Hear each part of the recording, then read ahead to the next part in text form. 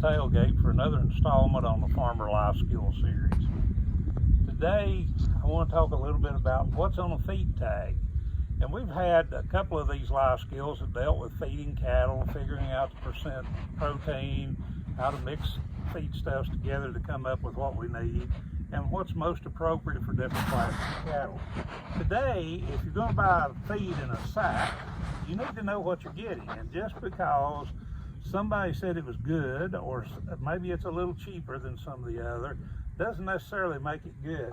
So I'm going to point out a few things here on a feed tag, and we'll come in for a close-up. But every bag of feed is going to have a tag.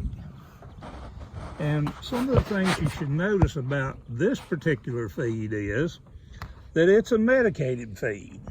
Okay, that pretty well tells me that this is something that we need to feed to cattle that may be under some sort of stress. So this is probably a feed that we would want to use in terms of calves, weaned calves, some class of livestock other than a mature cow. As we look down, things that we need to notice: crude protein. This one is 17%, so it's a really high protein, which automatically tells us that this is going to be for a young growing animal. Because remember from our previous life skill that young growing animals have a need for protein in excess of maintenance levels. As we look on down, we see the crude fat is about 3.5%. That also tells me that's for a young growing animal. And you know, we talk a lot about energy, and we talk a lot about TDN, and TDN and energy are two terms that we use interchangeably. But if you'll look down this list, nowhere do you see the word energy or TDN. So what we need to learn from this is that if we'll look at the fiber numbers, crude fiber and acid detergent fiber, and we're looking at about 6.5% and about 8.5%.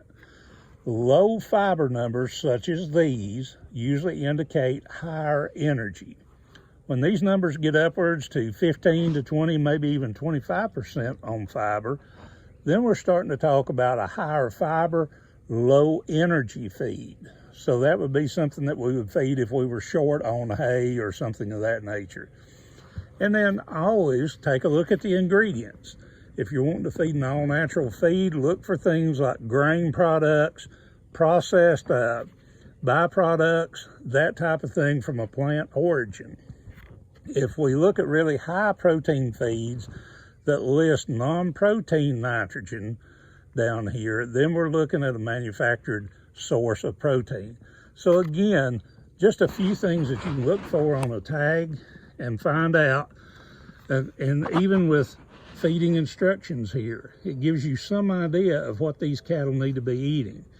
But again, main thing, find out what your protein is, find out what the fiber is, which gives you an indication on energy, and then your feeding directions.